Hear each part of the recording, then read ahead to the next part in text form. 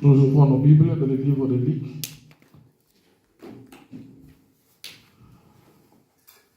Là, je suis en train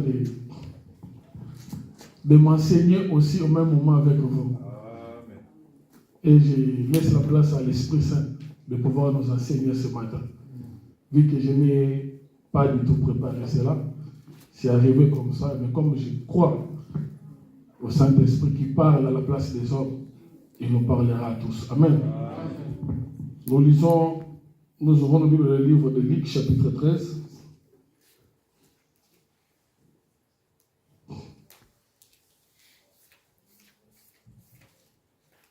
Luc, chapitre 13, à partir du 10e verset.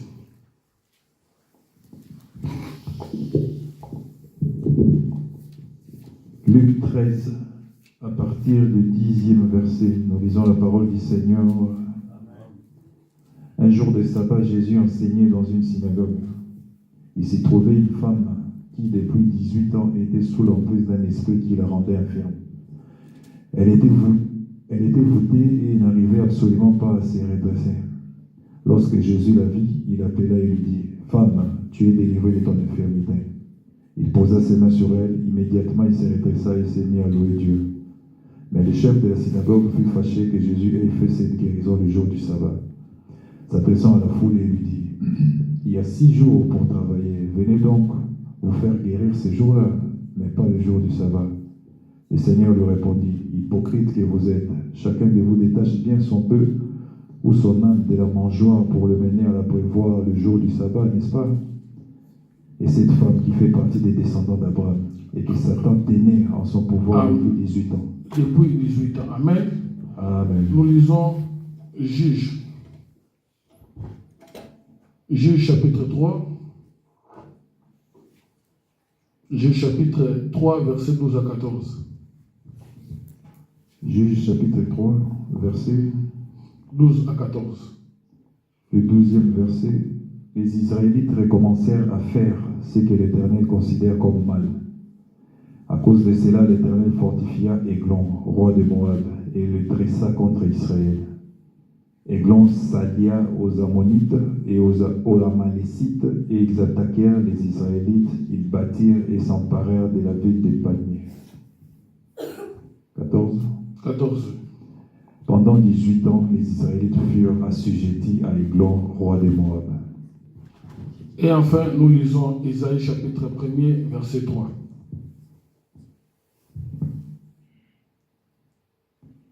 Isaïe chapitre 1er, verset 3. Le bœuf sait bien à qui il appartient, et l'âne connaît la mangeoire où le nourrit son maître. Israël ne veut rien savoir et mon peuple ne comprend pas. Amen. Amen. Que Dieu te bénisse ce matin. Dieu nous bénisse. Aujourd'hui, nous allons nous exhorter sur la femme au dos courbé. Amen, amen. Il y a une femme qui avait le dos courbé. La Bible dit dans le livre de Luc, comme on vient de le lire là, la Bible dit, voici, il y a une femme qui était possédée d'un esprit qui la rendait infirme depuis 18 ans. Amen. Elle était courbée, elle ne pouvait pas du tout se redresser.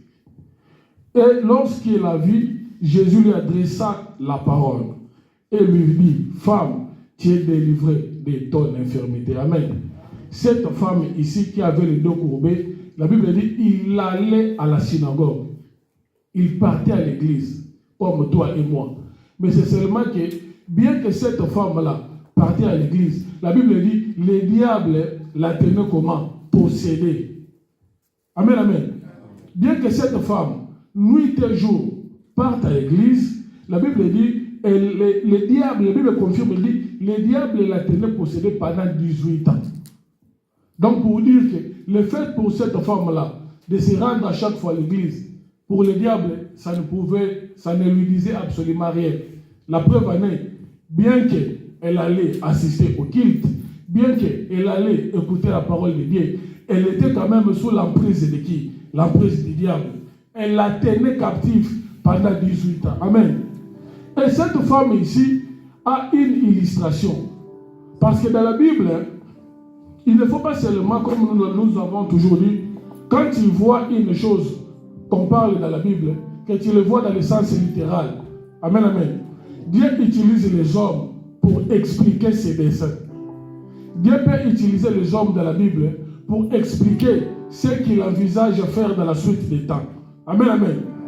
Donc, comme nous remarquerons même dans les livres de l'Alliance, de l'Ancienne Alliance, Dieu utilise même Isaac. Il demande à Abraham de prendre son fils Isaac et de le donner en sacrifice. À première vue, ça peut paraître comme un geste normal. Mais Dieu voulait tout simplement enseigner que dans la suite des temps, lui-même il descendra, il montera à la croix pour pouvoir mourir à place de l'homme. Amen. Vous avez vu? Donc Dieu utilise les hommes. Joseph en Égypte, il quitte sa famille, il se retrouve avec sa famille le vend, sa famille le réunit. Joseph se retrouve en Égypte, et lorsqu'il est en Égypte là-bas, il a commencé à régner. Amen. Joseph a commencé à régner, et après la suite des temps, il y a sa famille qui va le rejoindre en Égypte. Tout cela parlait toujours de Jésus-Christ. Donc Dieu a utilisé la vie de toute une personne pour juste expliquer ce qu'il va pouvoir faire dans la suite des temps. Tu vois? Donc c'est Joseph ici qui a été régné par ses frères, qui a été vendu. C'est le type d'Israël. La Bible dit, le Seigneur est venu chez les siens ne l'ont pas réussi. Amen, amen. Les siens ne l'ont pas réussi. Joseph est venu auprès de ses frères, comme Jésus était venu en Israël. Au lieu que ses frères puissent les recevoir, ses frères l'ont fait quoi? L'ont rejeté. Et le Seigneur va tourner le dos à Israël. Il va maintenant se rendre auprès des nations. Amen, amen. C'est nous qui sommes les nations. Aujourd'hui, le Seigneur Jésus-Christ n'est plus en Israël. De même que Joseph, lorsqu'il avait été vendu, il n'était plus avec ses frères. Il était où? En Égypte. Joseph s'est retrouvé en Égypte là-bas en train de faire quoi? De régner. C'est comme nous aujourd'hui. Le Seigneur Jésus-Christ, il fait quoi? Il règne au milieu de nous. Amen, amen. Donc vous voyez, donc Dieu prend la vie des hommes. Dieu prend la vie des hommes dans la Bible pour expliquer ce qu'il veut faire dans la suite des temps. C'est pourquoi l'apôtre Paul va appeler l'ancienne alliance de Genèse à Malachie. Il va appeler cela comme l'ombre. L'ombre, c'est-à-dire s'expliquer les choses qui devraient venir dans la suite des temps. C'est pourquoi lorsque tu lis la parole de Dieu, quand tu vois que le Seigneur parle de lion, toi ne vois pas un lion littéral comme ça, un lion physique. Il y a une explication par rapport au lion que le Seigneur parle. Amen. Il y a une explication par rapport à ça.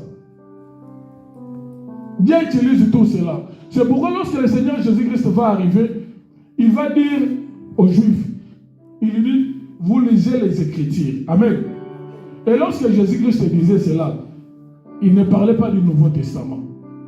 Il faut comprendre l'histoire aussi de la Bible. Parce que le Nouveau Testament n'était pas encore là. Amen.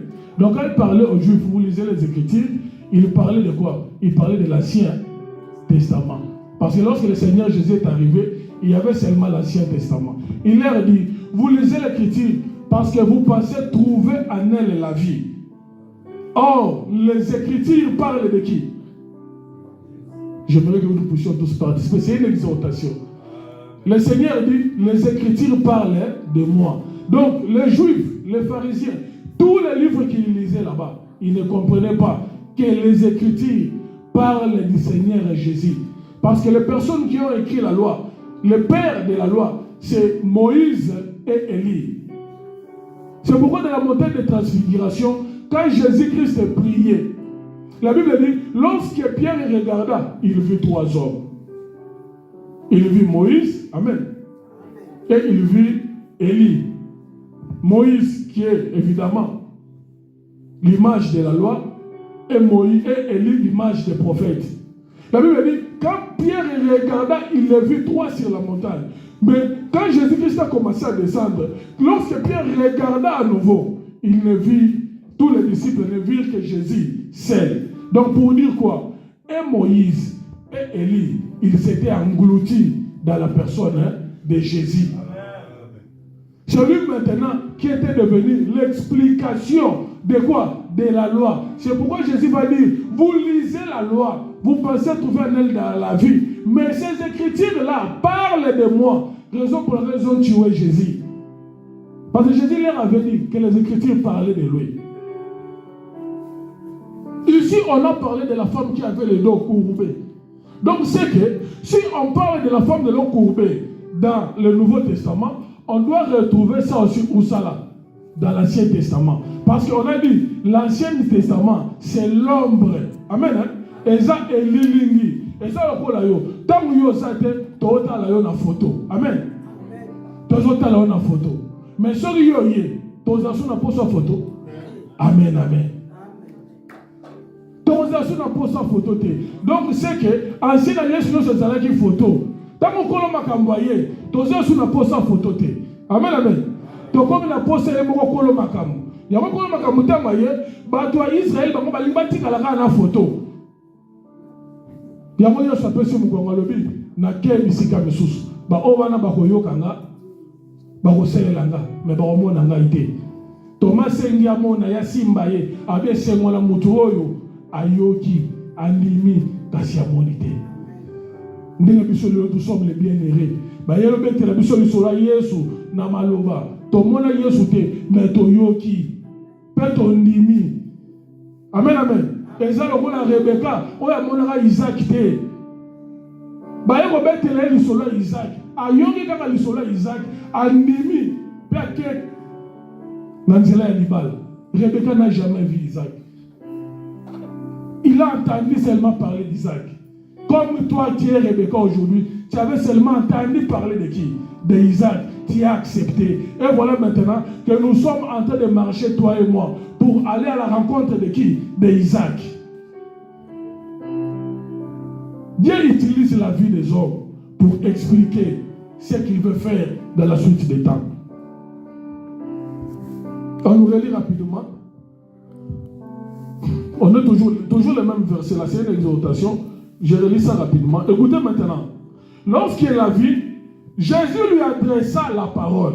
Donc cette femme ici, elle allait à l'église tout le temps. Mais la Bible dit qu'elle était possédée. Elle était sous l'infirmité. Mais lorsqu'il rencontra Jésus, la première des choses, Jésus lui a adressé quoi? La parole. Amen, amen. Jésus lui a adressé la parole et dit, femme, tu es délivrée de ton infirmité. Or, cette femme-là qui avait le dos courbé, elle ne pouvait pas faire grand-chose. Elle était limitée. Amen. Elle ne pouvait même pas regarder le ciel, là où se trouve Dieu. Pourquoi? Parce qu'elle est maintenue sur la terre. Elle a le dos courbé. Elle ne peut pas se redresser. À cause de quoi? D'une possession du diable. Laisse-moi te dire, nous tous des humains, ici, lorsque nous naissons les dos courbés. Nous naissons les dos courbés. Qu'est-ce que veut dire les dos courbés? Qu'est-ce que veut dire le dos courbé? La Bible dit, le diable l'a maintenu comme ça pendant 18 ans. Nous lisons Juge chapitre 3, 12 à 14. Juge chapitre 3, 12 à 14. Ayons toujours, je l'ai toujours dit, de toujours avoir la Bible avec soi. Si on aura peut-être du mal écrit, au moins nous ayons quand même la Bible. Parce que toute la semaine, peut-être nous n'avions pas lu la Bible. Au moins ici, le dimanche, que nous puissions nous retrouver. Juge chapitre 3, versets 12 à 14. Je lis au nom de Jésus. Écoutez. Les enfants d'Israël firent encore ce qui déplaît à l'Éternel, et l'Éternel fortifia Églon, roi de Moab, contre Israël, parce qu'ils avaient fait ce qui déplaît à l'Éternel. La Bible dit, Églon réunit à lui les fils d'Amon et les Amalécites, et il s'est mis en marche. Il bâtit Israël. Vous me suivez? Il bâtit Israël et ils s'emparèrent de la ville des palmiers. Et le peuple d'Israël fut asservi pendant combien d'années? Lisez le verbe 14, le verset 14. Ah, amen, amen. On avait dit, si on voit quelque chose dans la réalité, on doit aussi le retrouver où ça? Dans l'ombre. La Bible dit Israël était asservi. Israël était sous la domination pendant 18 ans. Et là-bas, nous voyons aussi une femme là-bas qui était maintenue, qui était possédée par le diable pendant combien d'années? Amen, amen. Donc nous comprenons directement que cette femme-là, c'est Israël. Amen, amen. Cette femme-là, c'est l'Église. Alléluia. Et avoir les dos courbés, c'est être dans la servitude. Parce que Israël, on a dit, pendant 18 ans, Israël soka loni, mutumso ayo obuka. Israël soka tongi, mutumso ayo kovanda. Israël soka sali musala, azo bénéficier na musala azo salate. Israël ne bénéficie pas du fruit de son travail. Pourquoi? Parce qu'il était asservi pendant 18 ans. Cette femme-là était sous la domination du diable pendant 18 ans. Bien aimé, il y a des gens aujourd'hui, ils travaillent, mais ils ne voient pas le fruit de leur travail. Mais ils se disent des enfants de Dieu. Amen, amen. Il y a des gens aujourd'hui, écoutez les témoignages, on vous le dira, qu'il y a de ceux-là qui travaillent, mais ils ne touchent pas le fruit de leur labeur. Et ça, il y a tous les gens sous la servitude, mais bazo qui est dans l'église. Cette femme ici, il allait à l'église. Mais la Bible dit, elle était possédée. Amen, amen. Elle ne vivait pas le fruit de son travail. Les choses ne marchaient pas. Mais le Seigneur a dit, elle était une fille de qui? D'Abraham. Amen, amen. Tu peux être une fille d'Abraham et être sous la prise du malin. Tu peux être une fille d'Abraham, mais dans l'ignorance, tu ne sais pas que les choses que tu es en train de vivre viennent du diable. Viennent du diable bien aimé. Aujourd'hui, le diable opère dans l'église. Le diable n'est pas à l'extérieur. Détrompez-vous. Diable la côte dans l'église. La Bible dit, un homme a semé les champs. Quand il est parti, la nuit, l'ennemi aussi est venu. Dans ces mêmes champs-là, lui aussi, il a fait quoi? Il a semé. Lui aussi, il a semé les livrées, les mauvaises herbes. Donc aujourd'hui, et les blés, et l'ivreux, nous nous retrouvons tous où? Dans les mêmes champs. Dans les mêmes champs.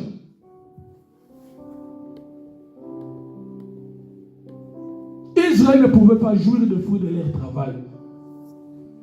Baloni, il était dit là-bas, dans le livre des Juges.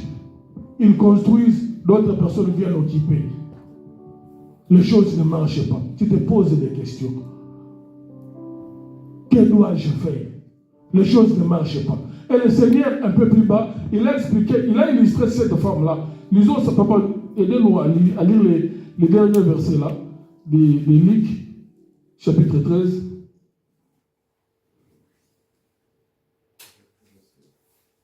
Luc chapitre 13, lorsque le Seigneur dit, écoutez ce que le Seigneur dit. Oui, 15, oui. Écoutez ce que le Seigneur va dire. Le Seigneur lui répondit. Hypocrite que vous êtes. Hypocrite que vous êtes. Ici, il y a un homme de Dieu qui était responsable dans cette église-là. Amen. Dans la synagogue, il s'est plaint à cause du miracle que cette femme-là avait bénéficié. Il dit, mais s'il faudra faire du miracle, il faut venir et faire ça en dehors des jours de sabbat. Vous voyez, quelqu'un qui est guéri, une fidèle de ton église, elle est délivrée de sa maladie, de son infirmité. Mais il y a un responsable qui n'est pas content. Bien aimé, ce n'est pas tout le monde qui sera content de ta réussite. Tu peux te fier à des gens. Quelqu'un peut te sourire comme ça. Parce que cette dame ici qui a été délivrée, il allait écouter la parole auprès de cet homme de Dieu-là. Mais lors de sa délivrance, cet homme de Dieu-là s'est plaint. Pourquoi vous avez fait ça? Donc pour cet homme de Dieu-là, cette dame-là devrait rester dans cette position-là de servitude. Ce n'est pas pour rien que le Seigneur Jésus-Christ a dit, je vous ai donné le pouvoir de marcher sur les scorpions et les serpents. Vous savez pourquoi il a dit ça? Parce que les scorpions, ils piquent où? Son venin se trouve où? Dans sa quille. Donc le diable a des postures. S'il n'attaque pas par la tête comme les serpents, elle peut te piquer par derrière comme les scorpions. C'est pourquoi le Seigneur te donne le pouvoir sur les scorpions et les serpents. Parce que les serpents attaquent par la tête. Tu vois comme ça. Les scorpions attaquent par derrière. Et cette femme ici, elle était devant un scorpion. Donc c'est-à-dire quoi? Quelqu'un est en train de sourire, mais il utilise la queue pour te frapper. Donc tu vois le sourire, tu vois la personne, il est en train de m'enseigner. Amen. Mais derrière ton dos, il est en train de te piquer. La preuve est là. La dame est délivrée, mais son pasteur n'est pas content. Il se fâche contre Jésus. Mais pourquoi tu as fait ça? Tu ne peux pas attendre. Oh, quelqu'un qui est délivré. Mais ce n'est pas tout le monde qui sera content de ta réussite. Ce n'est pas tout le monde qui sera content de ta réussite. Même ceux qui te sourient là. Il est en train de sourire, mais peut-être il est un scorpion. Amen, amen. Il est en train de t'encourager. Il est un scorpion. Que Dieu te fasse grâce, que tu puisses reconnaître un scorpion. Les serpents, c'est facile de les reconnaître. Parce que lui, il vient. À mi il s'en va la mogo. Il a attaqué dans moto. Il n'y a pas ce scorpion. Et là, il y a Moussous. Na elokimi no zate nzoka bi no zana mukila donc tant qu'il y a d'autres services na simazo sani azobeta. Et cette femme ici, sans Jésus, elle ne pouvait pas être délivrée parce que auprès de la personne auprès de qui il part se confier, c'est cette même personne là qui ne veut pas de son bien, qui ne veut pas de sa réussite. Moutounyo sur la réussite na yoté. Alléluia. Tout le monde ne sera pas content de ta réussite. C'est pourquoi le 14e verset, le Seigneur dira, il va appeler le Messie là comment papa? Hypocrite. La Bible dit les hypocrites n'hériteront pas le royaume des cieux. Donc cet homme de Dieu ici, bien qu'il soit homme de Dieu, il n'héritera pas le royaume des cieux. Parce que la Bible dit les hypocrites n'entreront pas. Le Seigneur l'a qualifié de qui? Des hypocrites. Papa, il dit quoi? Hypocrite que vous êtes, chacun de vous détache bien son œuf ou son âne de la mangeoire pour le mener à la prévoir le jour du sabbat, n'est-ce pas? Amen, amen. Alléluia. Le Seigneur a fait une illustration ici. Il a cité des animaux, papa, c'est ça? Oui. Quels sont les animaux qu'il a cités? Le bœuf et l'âne. Il a cité le bœuf et l'âne. Donc le Seigneur explique cette femme ici, mais il fait l'illustration de deux animaux.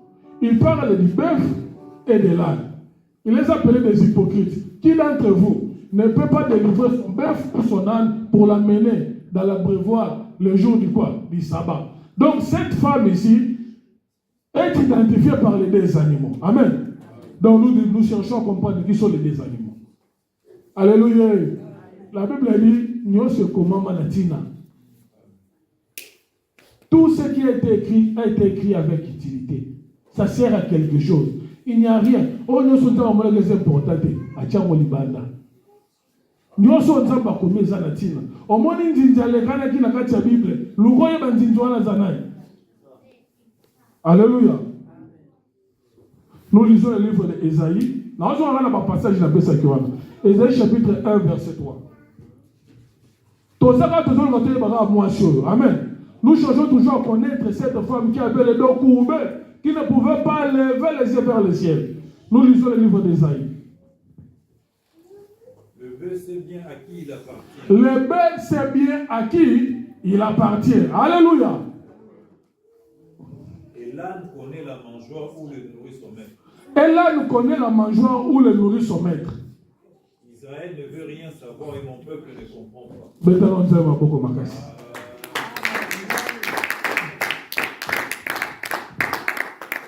Ozawa, alléluia. Les bœufs, on dit, kuna Yesu, azo expliquer moi sur eux. Tant azo bête le sola moi sur eux, azo tanga banyama mi balé, azo tanga bœuf na âne. Alléluia. Tu es dans le livre d'Isaïe, tu es dans l'Ancienne Alliance. Nous avons Israël, ils ont qualifié Israël comme B, Naad. Donc nous comprenons qu'il y a seulement Israël qui est identifié par les deux animaux. Alléluia. Nous n'allons pas lire pour ne pas faire passer du temps. Les deux animaux ici, typifient Israël physique et l'Église. Je vais venir. Parce que lorsque le Seigneur a fait la répartition des animaux, amen, il a appelé des animaux purs et les animaux quoi? Impies. Il a appelé le bœuf comme étant un animal comment? Pur. Et l'âne c'était un animal impie. Alléluia. Et le peuple d'Israël, c'était le peuple, pour vous dire, qui était considéré comme un peuple comment? Pur. C'est ça le bœuf. Amen. Et nous, les nations, nous étions considérés comme quoi? Comme impies. C'est pourquoi, lorsque Pierre, on l'a envoyé dans la maison de Corneille, la Bible dit, lorsque Pierre s'endormit, il vit une nappe qui descendait du quoi? Du ciel. Vous savez? Pierre a vu une nappe qui descend du ciel. La Bible dit, il a retrouvé dans cette nappe-là tous les animaux impurs de la terre. Amen. Dieu dit à Pierre, si un animal là-bas mange, Pierre va dire à Dieu, depuis ma naissance, nous n'avons pas mangé ce qui est quoi? Impur. Vous voyez? Donc Dieu voulait expliquer à Pierre que les nations qui étaient considérées comme impies sont devenues maintenant comment? Pires pour Dieu. Donc dans cette nappe-là, il y avait aussi l'âne. Parce que l'âne aussi était considéré comme un animal quoi? Impie. Alléluia. L'âne aussi était considéré comme un animal impie. Donc Pierre, lui, savait que lui, il était pire. C'est pourquoi il ne voulait pas manger. Donc Pierre, lui, savait qu'il était le bœuf. Parmi les animaux que Dieu séparait, quand il faisait la répartition, pour Pierre, lui, il était le bœuf. Il était pire. Donc les nations sont des peuples impies. Maintenant, Dieu lui dit, tue un animal. Donc parmi les animaux, il y avait aussi l'âne dedans. Lorsque le Seigneur va rencontrer cette femme qui était captive pendant 18 ans, elle va lui dire, il va dire, qui d'entre vous, s'il a un bœuf ou bien une âne? Donc il parle des deux peuples. Il parle d'Israël et de l'Église. Amen. Il y a l'Église qui est l'âne, qui était impie, qui s'est approché de Jésus. Raison pour laquelle le Seigneur, pour pouvoir entrer dans Jérusalem, il va utiliser une âne. L'âne qui était considéré comme impie, le Seigneur va se servir de lui pour entrer dans la Jérusalem, pour entrer dans la gloire. Aujourd'hui, bien aimés, nous portons le Seigneur.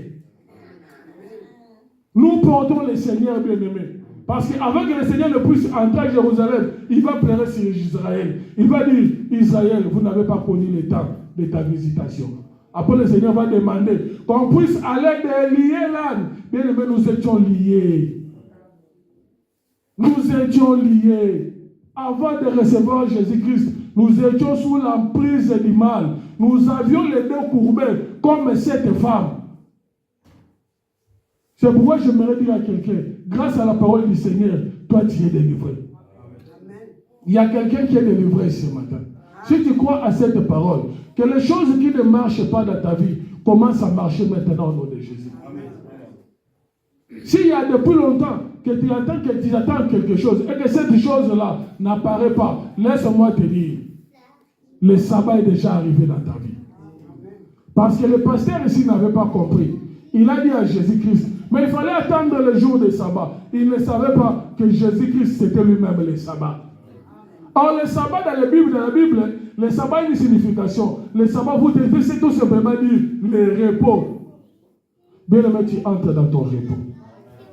Je dis à quelqu'un, il entre dans son repos. Le repos, c'est l'aisance qu'on donne à quelqu'un qui a été beaucoup tourmenté. Amen. Qui a traversé des difficultés. Une personne dont les choses ne marchaient pas. Il s'est posé beaucoup de questions. Et la Bible dit, lorsque Jésus-Christ, comme le vrai repos est arrivé, il a adressé la parole. Amen. À cette femme-là. J'aime ça.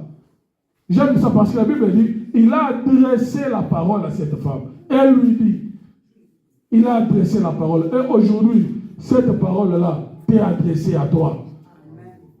C'est les choses qui ne marchaient pas. Tu en seras délivré aujourd'hui. Je ne sais pas pourquoi. La Bible dit, il n'y a rien qui ne se fasse et qui ne soit la volonté de Dieu.